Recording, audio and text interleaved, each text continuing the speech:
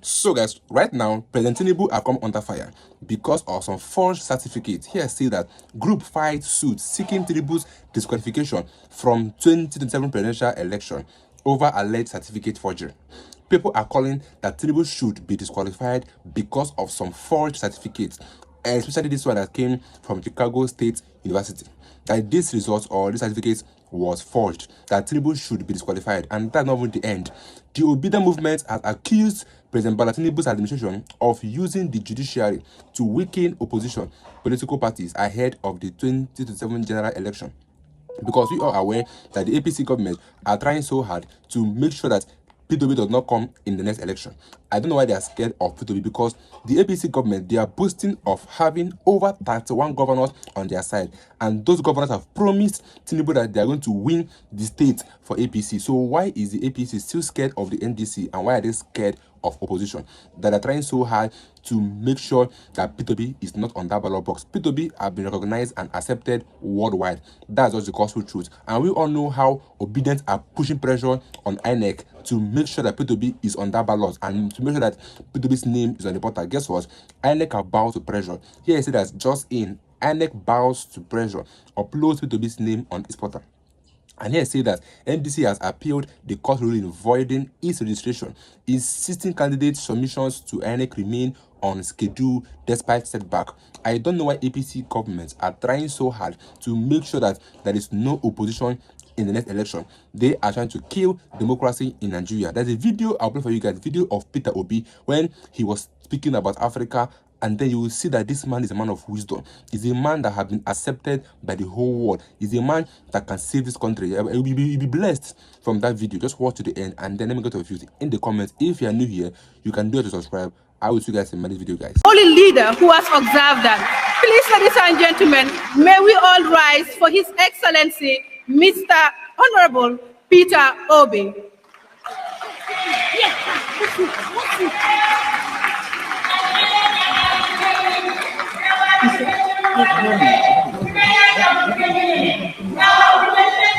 Our chief guest of honor is widely recognized across Africa for his governance philosophy grounded in accountability, fiscal prudence, and human capital development. A respected continental voice and former governor of Anambra State. Ladies and gentlemen, please rise as we welcome His Excellency, Mr. Peter Obi, all the way from Nigeria, to join us here in this national conference. Your Excellency. Thank you. Please be seated.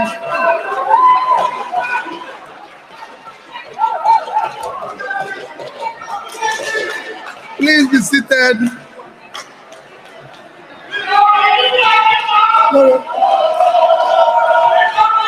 Thank you, thank you.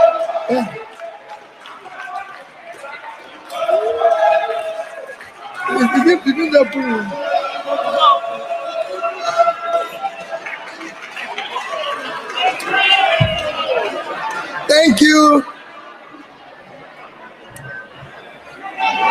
Thank you, everybody. Thank you. Let me very respectfully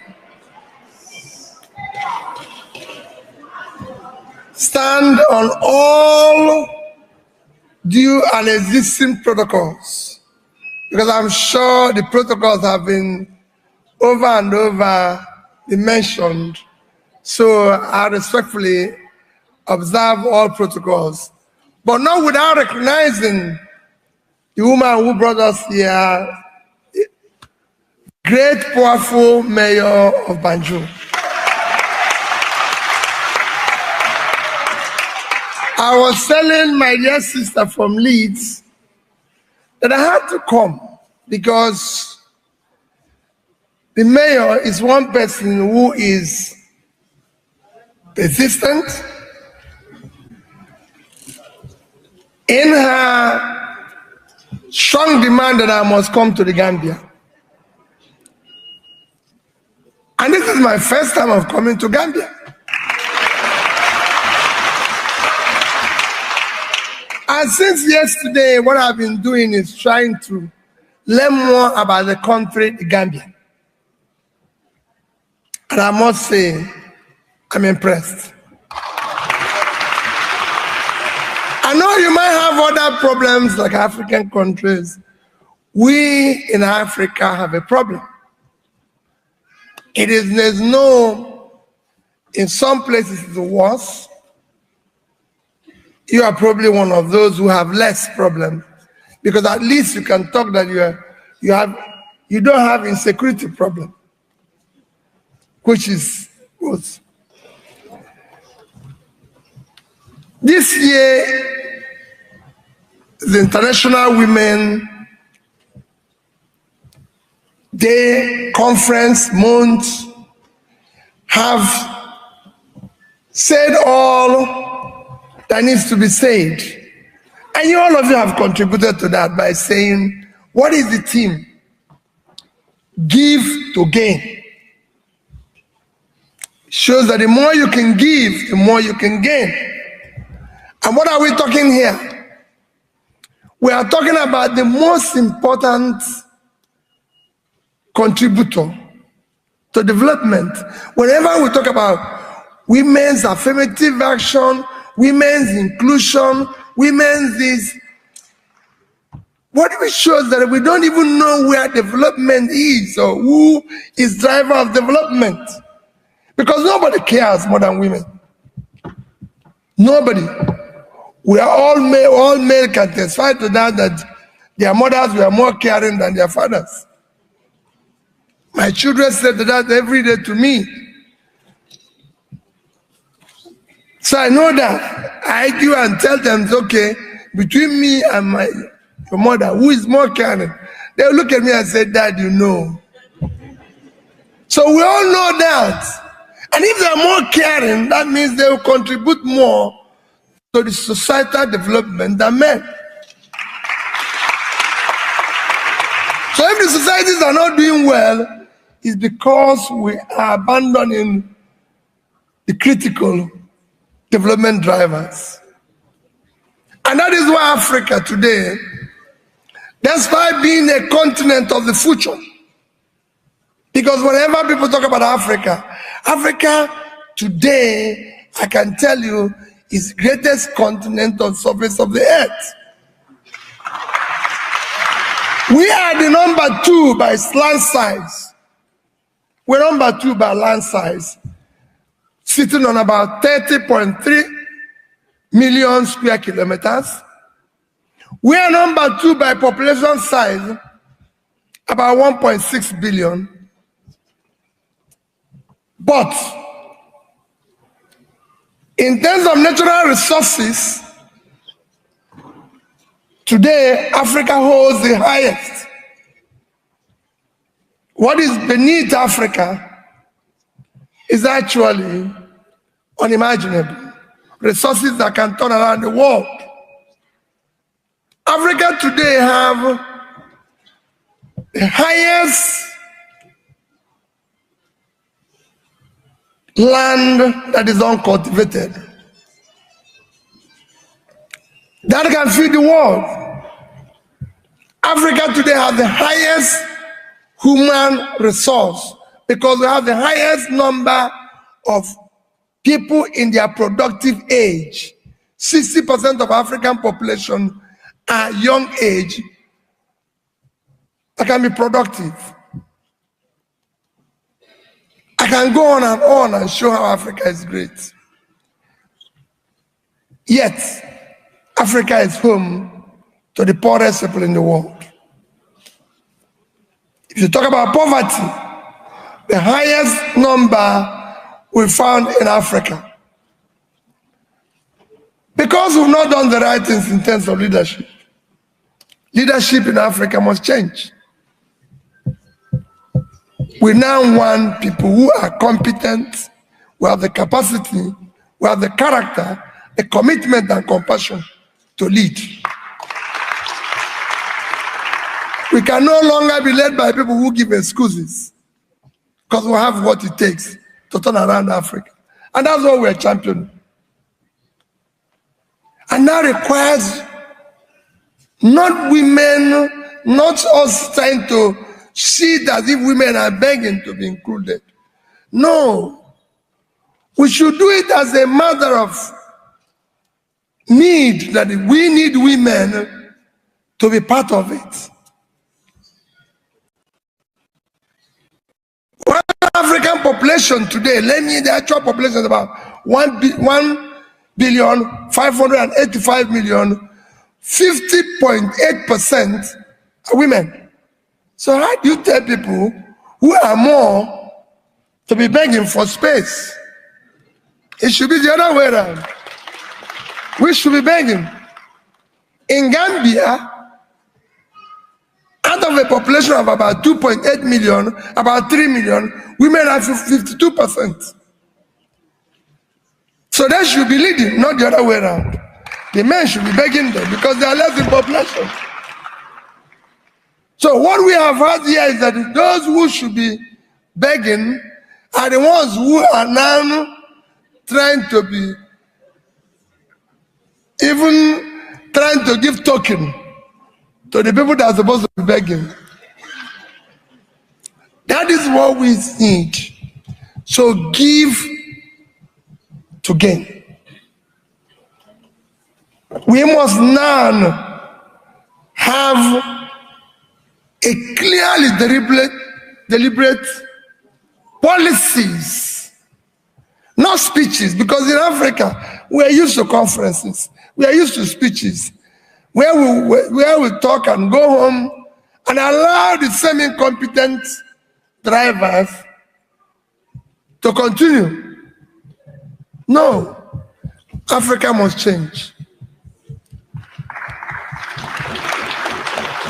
We have since allowed people who have passed their destination to continue to drive us. We must now ask them to go down from the vehicle so that those who have a future can. The African youths are about to take over. And women are at the forefront of this.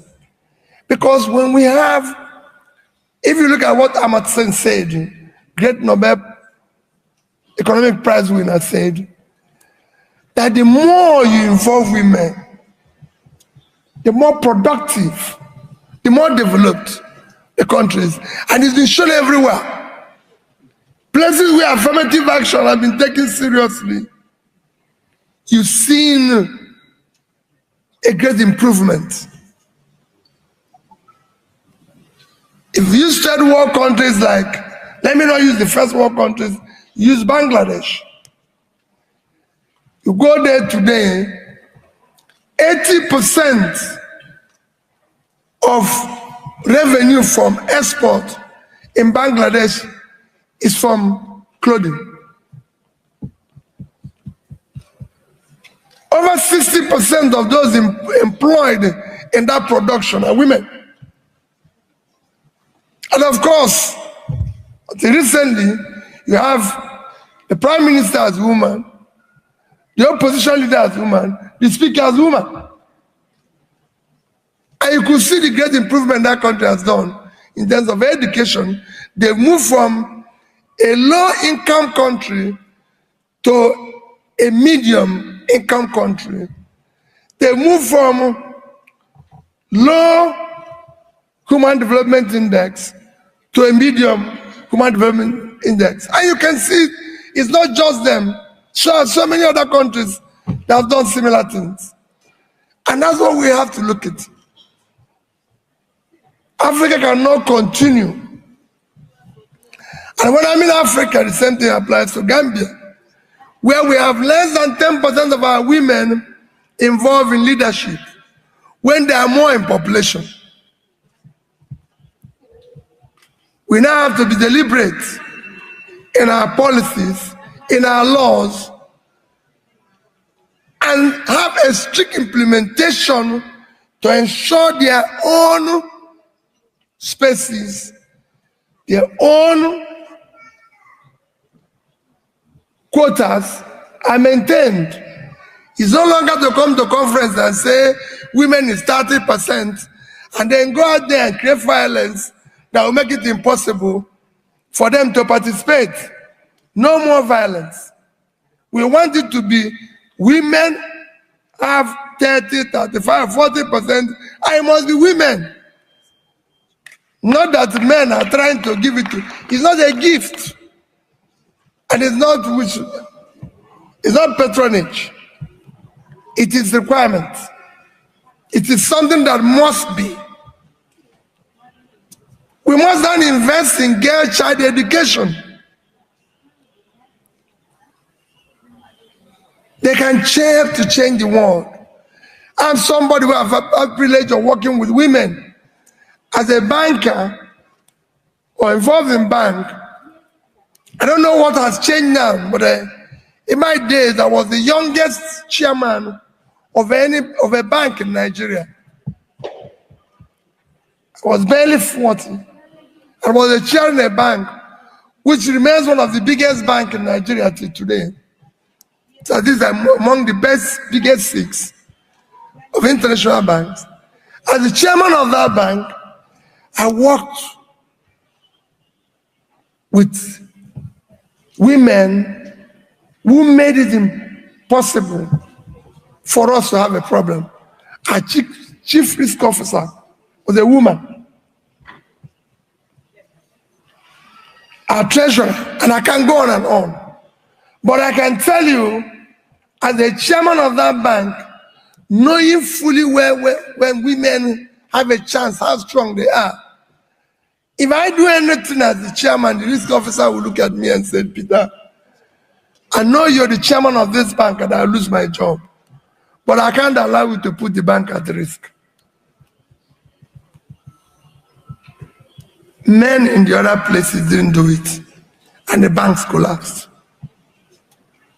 So when I had an opportunity of being governor, and I tell people this, I had probably more women. I use probably, but I know there are more in my cabinet than men. The rest is for you to go and verify. Because whenever I talk about government, I don't talk about what I did or what I didn't do.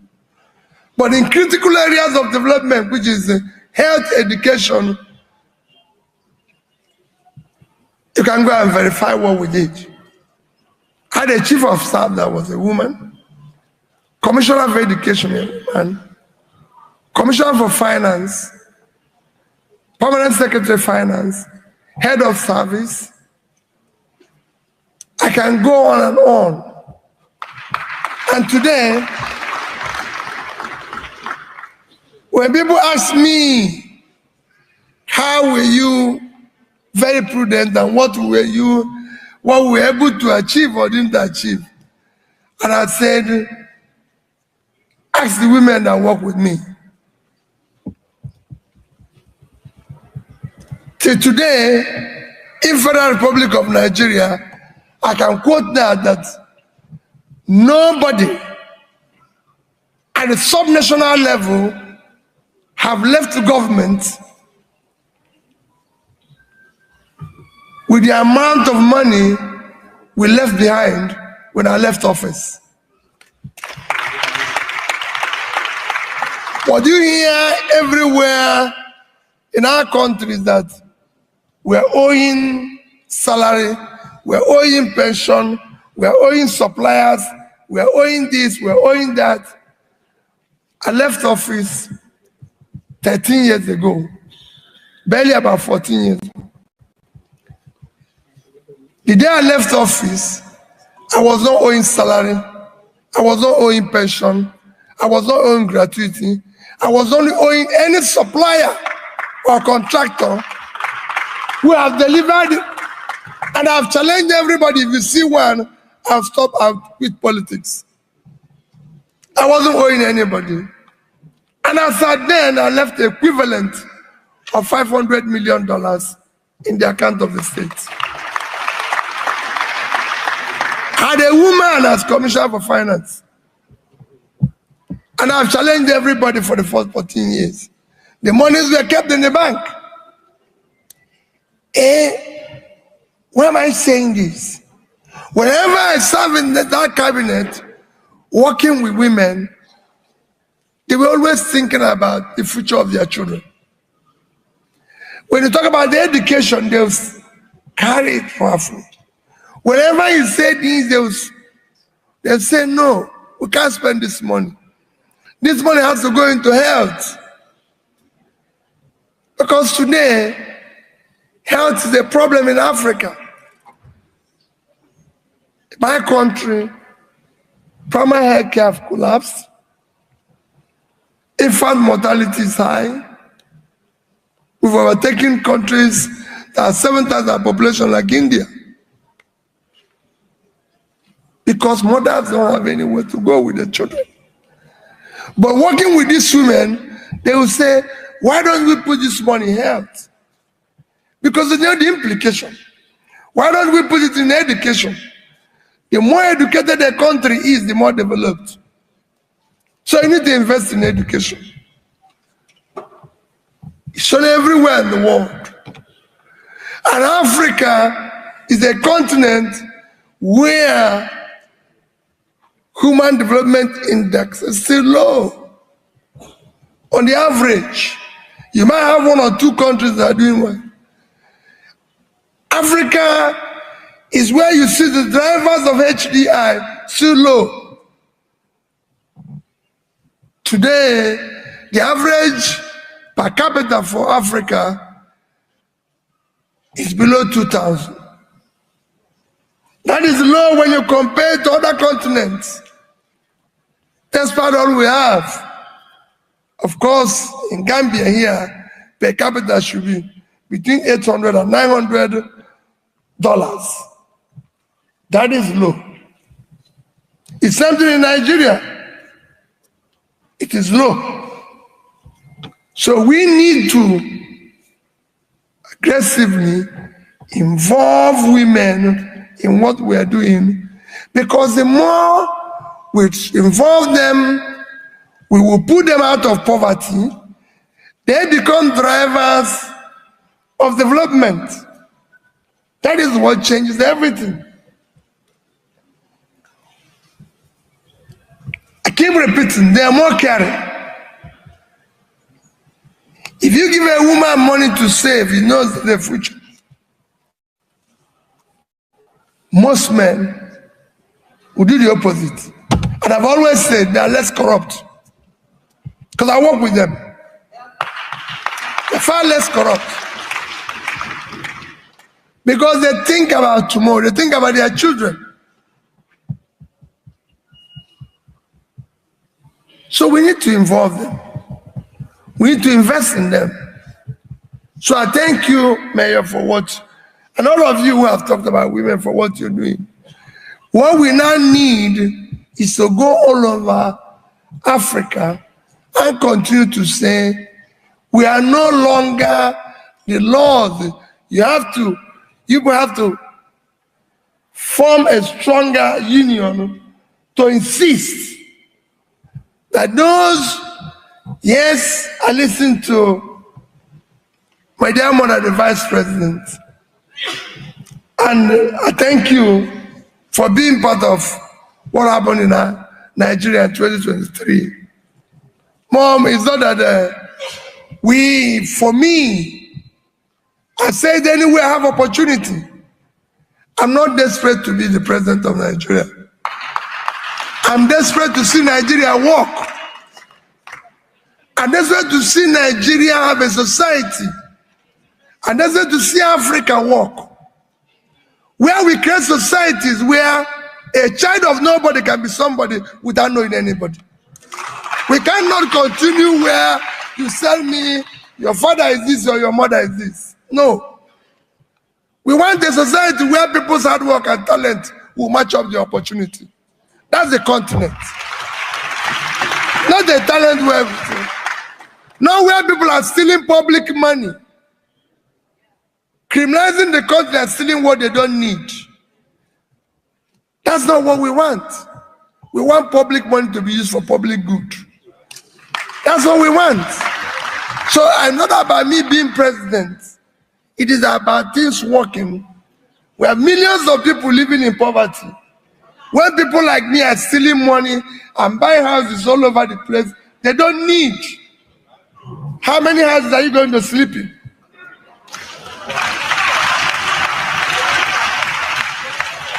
So when you see such a thing, it is painful. Our children are not in school. We have insecurity. Everybody knows that the more you pull people out of poverty, the more you reduce insecurity. When people don't know where the next meal will come from, how are you talking about security? Put them out of poverty and you reduce insecurity. And that's what we want to do.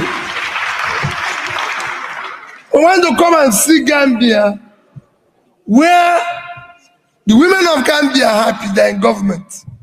The women of Gambia are not poor. Yes, Gambia is good. I see tourists, foreigners enjoying in the restaurants in Gambia. I equally want to see Gambian people in that restaurant. Not that they are there because foreigners will come. Everybody will be in the restaurant, including the women of Gambia. Because that's what makes the difference. So I thank you for what you're doing, and I assure you that you have a supporter in that journey. I've listened to the wonderful speeches and I've listened to what the great people of Gambia and everything. But you know, when I was talking, I said, well, look at a beautiful conversation going on in Gambia. Gambia is just 2-point-something million. And Nigeria is 240-something million. So Gambia is actually about 1% of Nigeria. And I looked at the Gambian land size and I said, Gambia is just a country of about 11 million square kilometers. That is that of Gambia. The largest state in Nigeria is 73.6 thousand. So it's actually one state in Nigeria, Niger State, is about 7 times the size of Gambia. But I remember something. I said, maybe Gambia will wake up Africa, because you know, when a cow moves, it sleeps at times.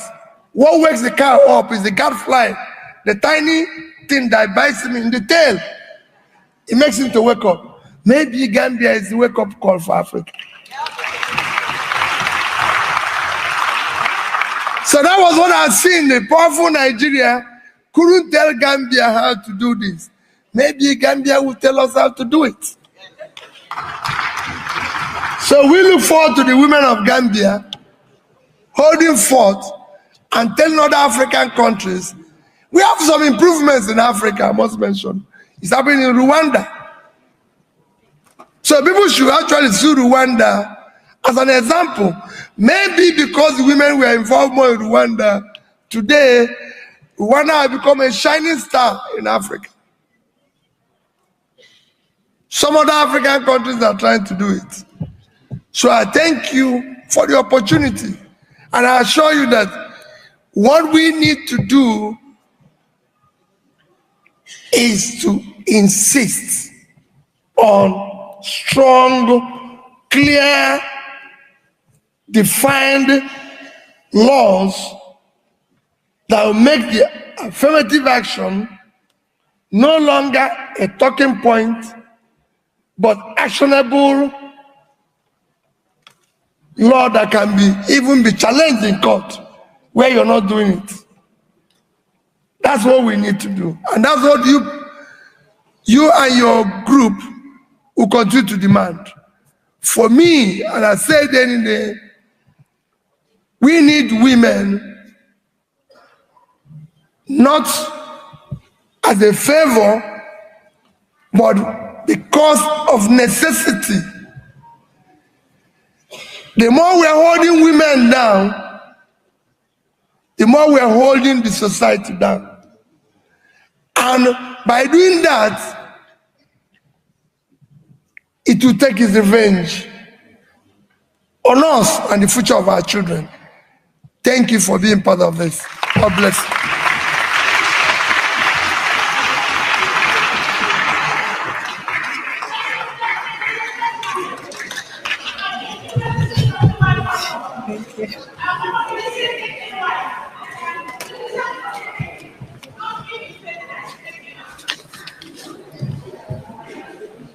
Thank you so much, Your Excellency. There is a word there that captured my attention, and I believe the attention of so many of us here. That is, we need an Africa where the child of nobody will become somebody without knowing anybody. And we all